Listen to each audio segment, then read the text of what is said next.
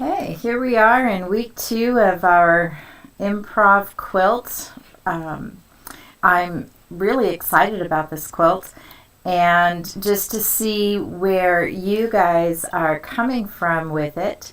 So if you have started and if you have made at least the first 2 blocks or made an attempt at it, I would love to see what they look like. So please put them in the forum or send them to hashtag Dee's Saturday Sampler, or send them to my email address, which is on your screen. So just so we can see what others are doing, we'd love to do that. So if you can. And so I want to just highlight again for just a minute this whole idea of improv. There are many definitions out there, different ways that people are doing improv that are absolutely spectacular. And what I'm kind of sticking my toe in the water and doing some of this improv, and I've done a couple of quilts that way, and I love it. I think it's so much fun. It's a creative process is really what it is, and it's about spontaneity. And what I mean by spontaneity is that we jump in and create a block or something that reminds us of, the blocks and the quilts that we've been making for years. But we do it a little bit differently without necessarily always measuring and rulers. And I know that some of the definitions that go along with improv are that there's no plan to it. I think there is. Planning, what fabrics that you want to use, pulling it all together, planning an idea of how it's going to play out. And I think one of the other plans that we need to be cognizant of is a unifying color. And so when we put this kit together and we decided on doing something improv for the fun, we didn't have a pattern in mind at the beginning, but then got an idea and our unifying color along with other fabrics that we wanted to use. And our unifying color, if you remember, is this gray. And it is absolutely delicious. And we're going to be doing some sashing and some borders using this along with our happy fabrics and colors that you can see here.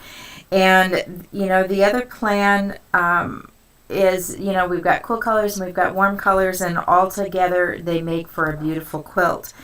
And there is, lean heavily on maybe the warm colors and accent with the cool, or vice versa, whatever we can do. So today we're going to be making 2 blocks, and we're going to go small with these. We're going to do a drunkard's path, and we're going to do a flying geese.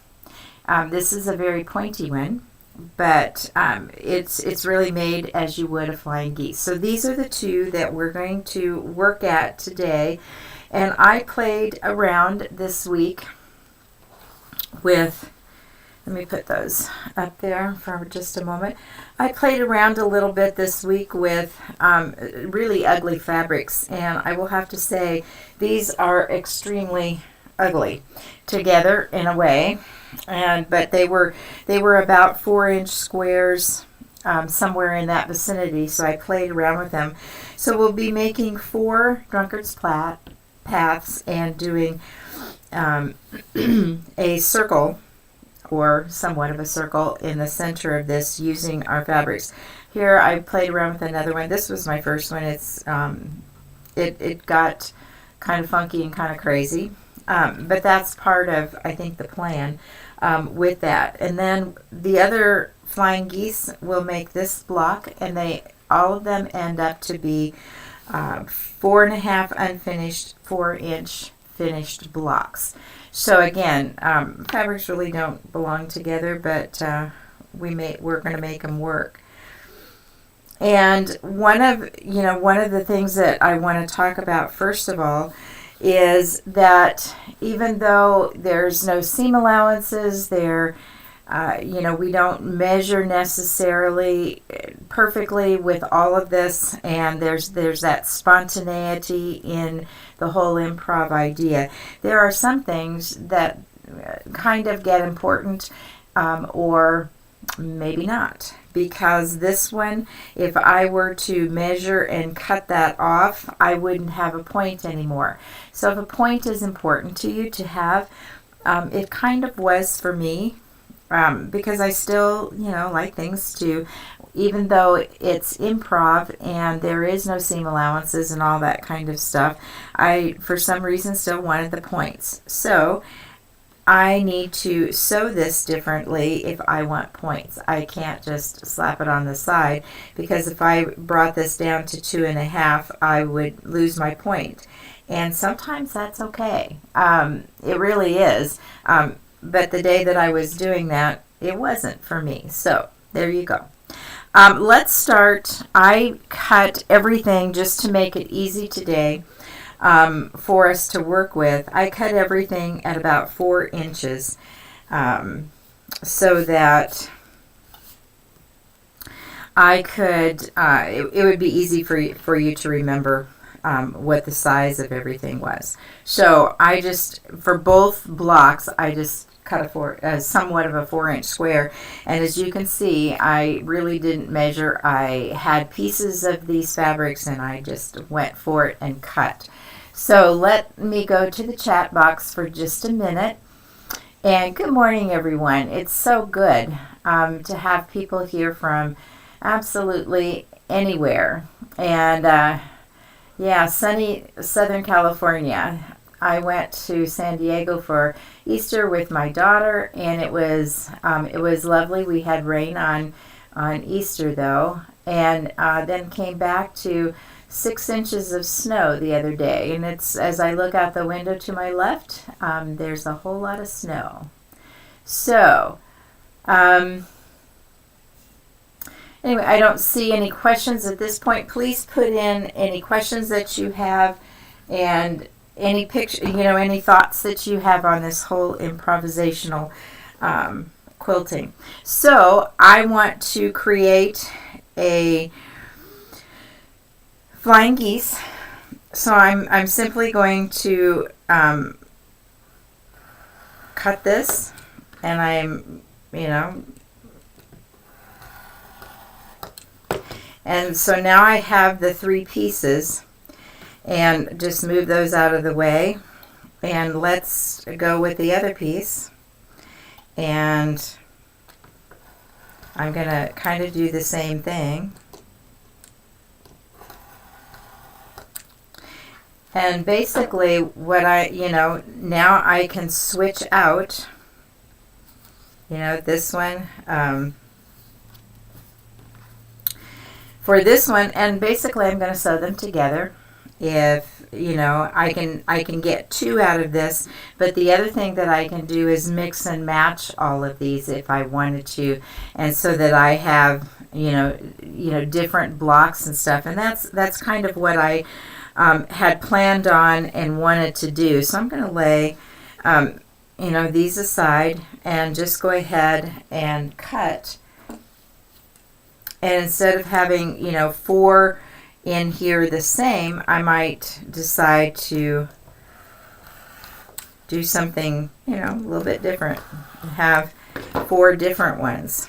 So I'll just lay those aside.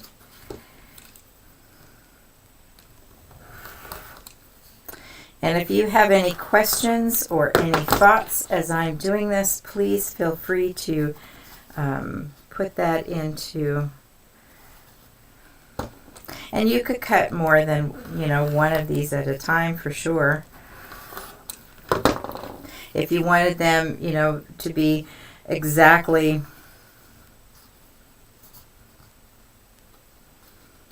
the same, at least the 2 of them in your block. All right, so now I've got all of these, And let's see, you know, where I want to put what.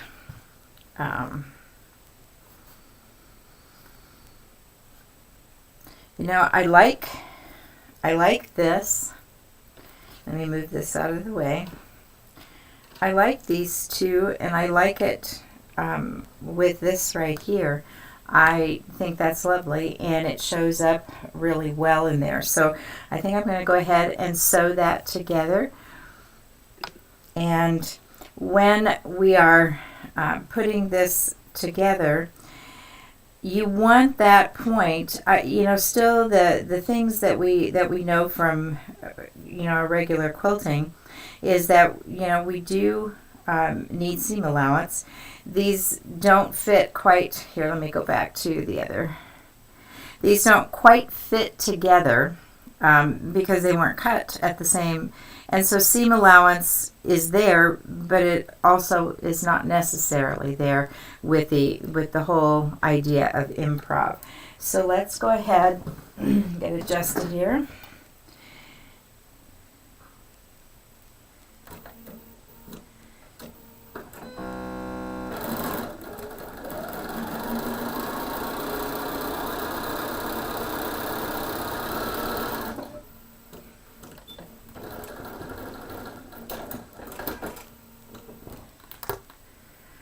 And then I'm, you know, going to press this to the side.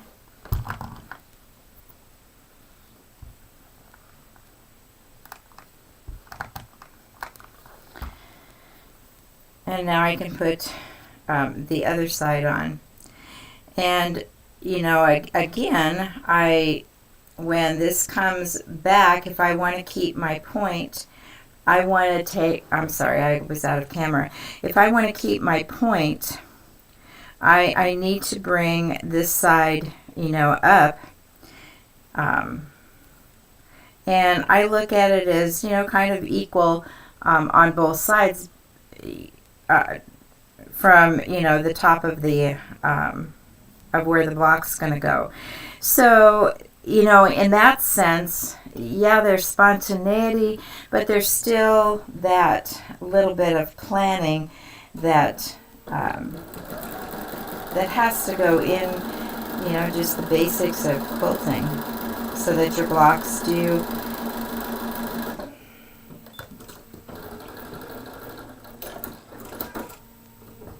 and maybe it's just me with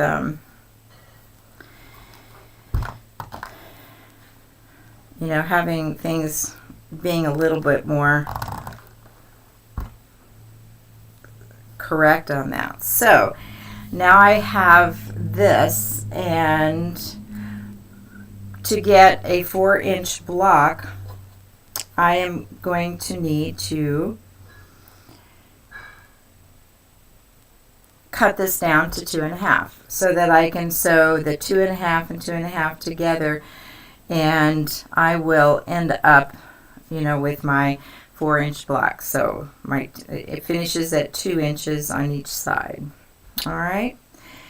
So, and here again, I want to share with you what I was hoping to keep the points. So I put my 1/4 inch line across the top of that, so that I have my, you know, so that I keep my point when I sew it together. If I didn't want to keep my point, I could lay that, you know, anywhere on there, cut that top off and have it just a, you know, just a little bit more. But I think I want to keep my points. That's just me. And so I'm going to put that up there.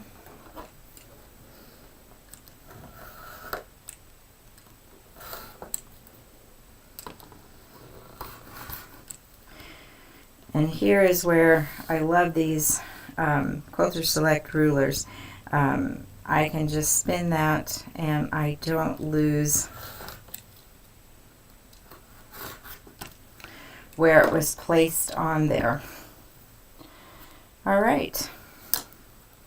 So now I have my flying geese 2.5 inches. It will finish at 2 inches. And, I can create, another one that would be kind of lovely. I can go with this. I think that would be, it's going to look good in that turn.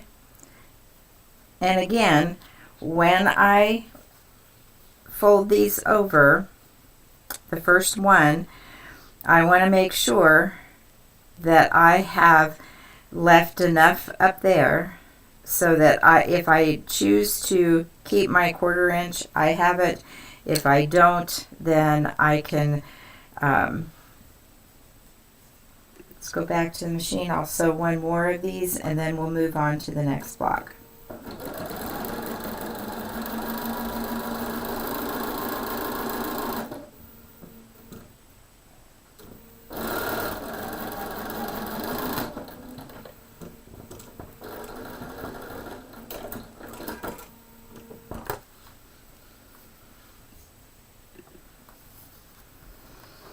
Again, I'm setting my seams. As always, I run my iron right along the seam and then simply let that sit. And then with the second one, remember that we want to take that up higher so that we have seam allowance at that point.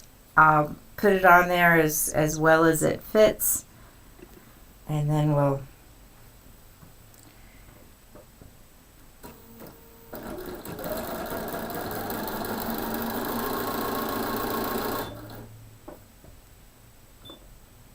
and I have a problem.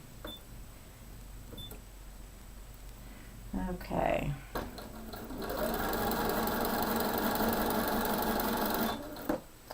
It looks like I'm going to need to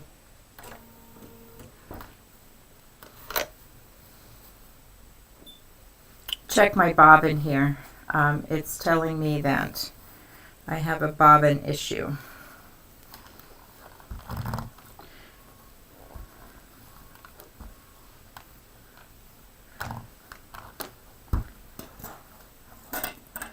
Let me see what. So if you'll give me a moment here, I will see if I can figure out why it's coming up. I love it when these things happen.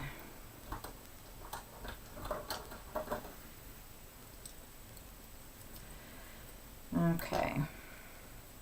Those wonderful things. I see that I have that a thread has caught in there, so let's see if I can get that back in.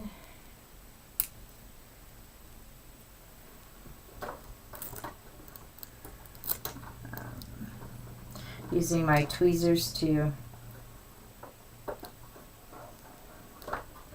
let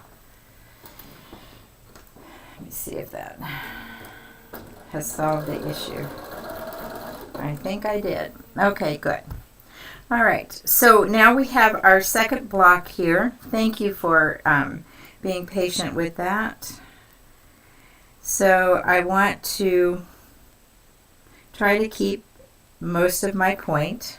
It's going to be a little tough on this one.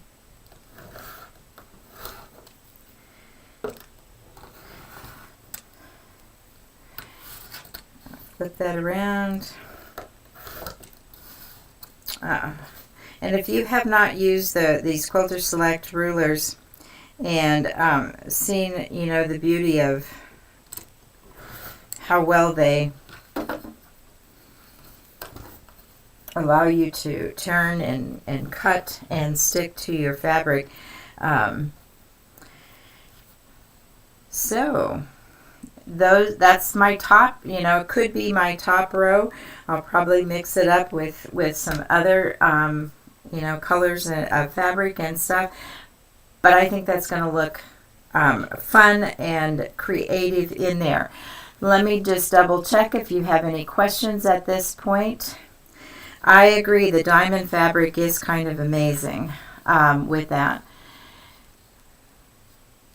And I see that John has put up that more improv fabric kits have arrived. So if you would like to get a kit of this fabric, and I will tell you that it is absolutely marvelous fabric.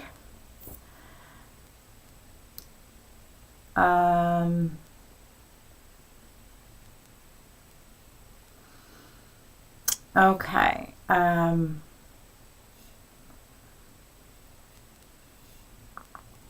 All right.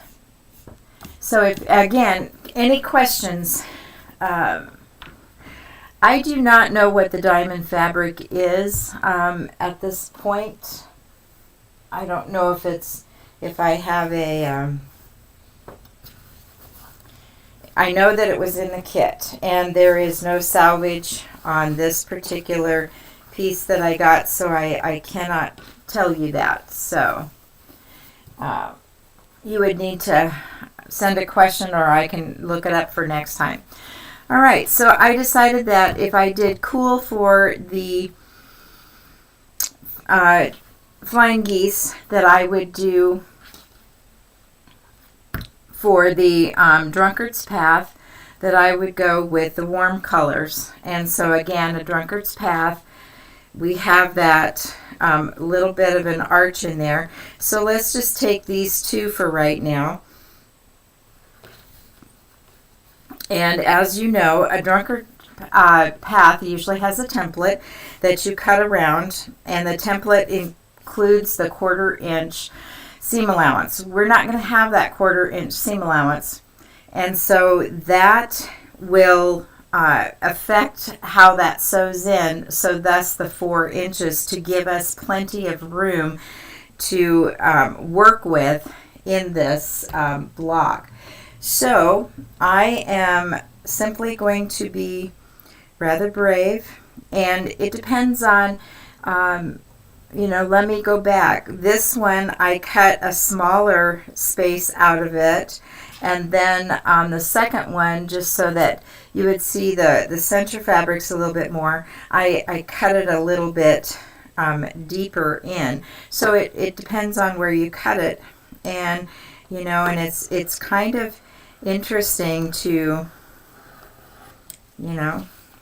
whack out a center.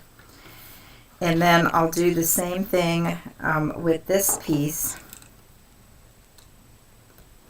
And if you did this to 4 of them, to 4 pieces of fabric, you would make a block that has those 4 fabrics in it.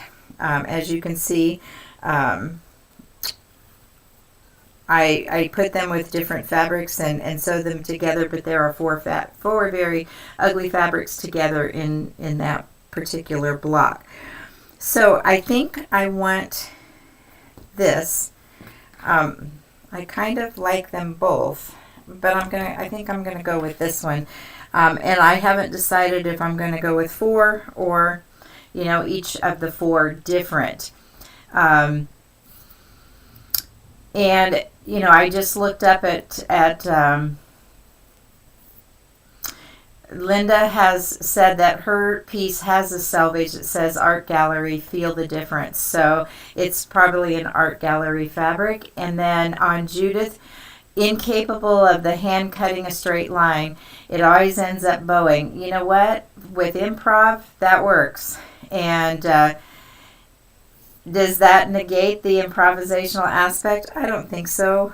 I think you need to do what you need and want to do, and to make it what you want it to be, Judith. I don't think there's any rules. I really don't. And so now, how do we sew this together? One is we can simply put it under the machine and go very slowly and sew around the curve, no pins, very improvisational, and that works. When I do normally a Drunkard's Path, I pin. You can pin here too. It helps a little bit in the process. I'm kind of looking at the center. I'm going to lay that to the side. And for the pinning process, if you want to pin, you can work this around. And, you can go with 5 pins, or you can go with 4 pin, 1 pin. You can go with no pins. You can, do 3. We'll go with 5 and see what happens. When I do pin, that's what I usually do. Ricky Timms has a method of doing this with no pins, and that certainly works. I did it all 3 ways. I'll show you the pinning method. Sometimes that makes people feel better if they can pin. And the truth of it is you're not going to have perfect seams because you cut these separately and you didn't follow a ruler and you did not add seam allowance. So no worries there. They do come out, and they're so fun because they're little and they're fiddly. I will tell you that, in terms of sewing and working with them, they are fiddly. So let's go to the machine and let's just take our time and sew this up and see what happens.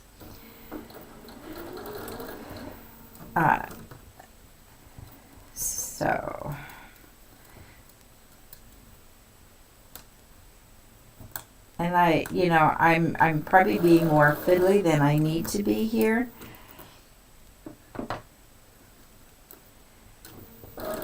And I can guarantee you that I wasn't, with the 5 pins in it, what I found is that I could sew faster. And I think that's why I put the 5 pins in first, to give you an idea of how that works.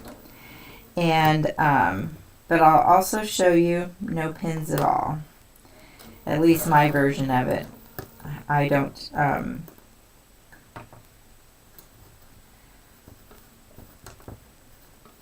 I hope you can see okay. This is a small piece of fabric, and I'm trying to, keep it under there without the wrinkles. And you just go slow and take it a little bit at a time. I'm going to pull that out, pull this down.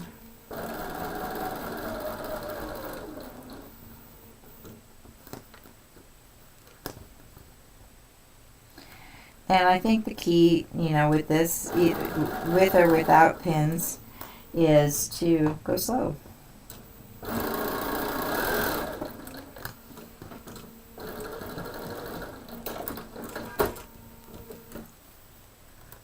All right. So basically now you have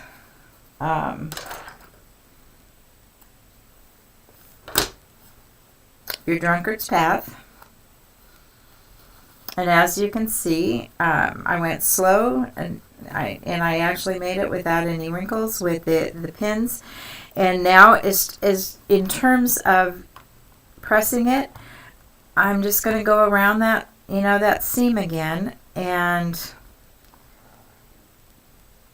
the one thing that you don't want to do with this fabric is pull on it. Because there's bias, and even under the machine you really don't want to pull. You want to let the machine do its work and let it take the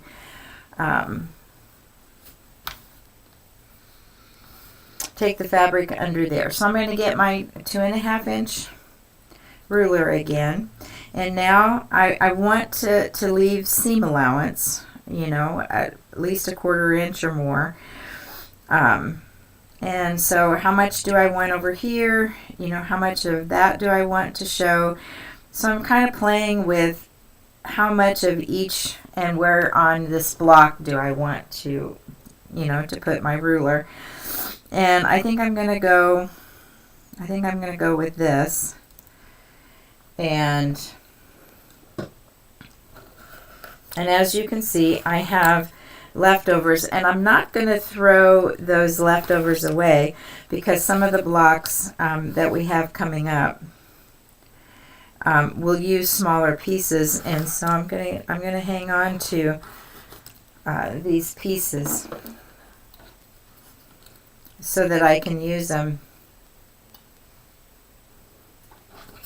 And I have my box back here that I'm throwing my scrap pieces in, and so now I have my Drunkard's Path, one of them done, and can do that with a couple others. Let me see what else I want to do. How about if we go with these two? And now you can, if you wanted to, you certainly could lay two together. And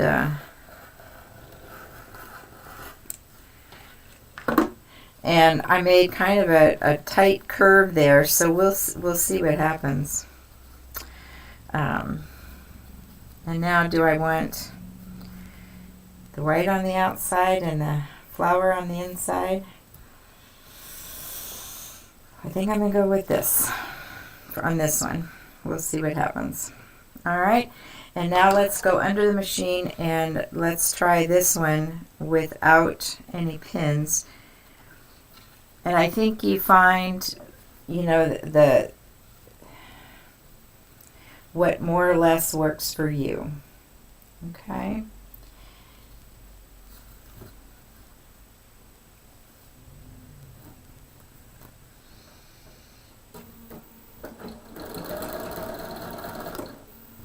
And I'm going to go real slow. And what's interesting is that I can kind of bring this back, go a quarter to half an inch.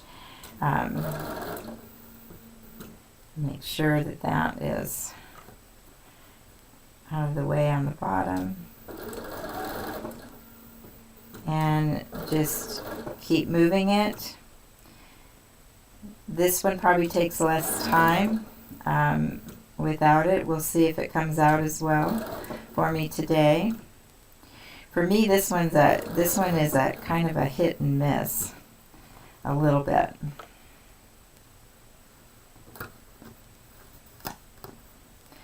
And I don't know if you can tell with my hands, I'm really not pulling on anything. I'm just moving it into place. Because again, I don't want to compromise, the stretching of the material.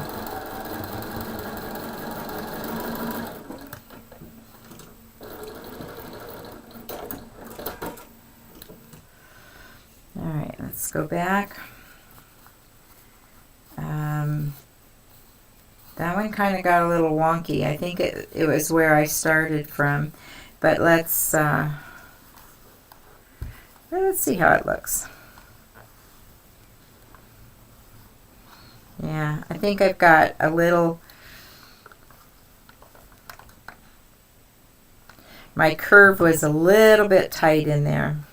And I started too far back, but possibly when I cut it, it won't be so bad. So let's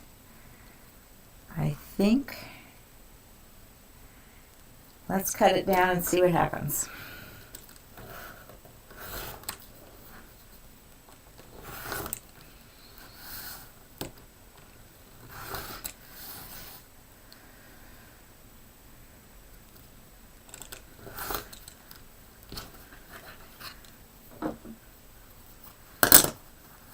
Alrighty.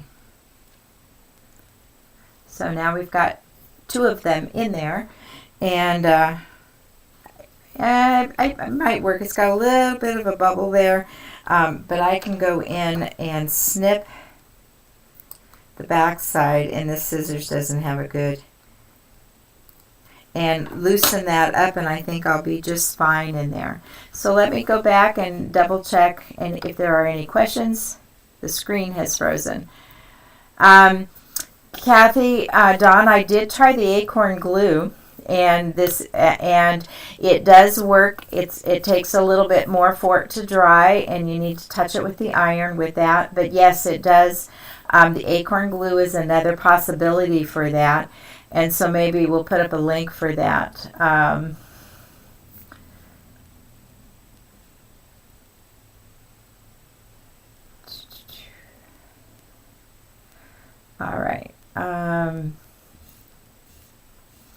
All right. I don't see any other questions on there.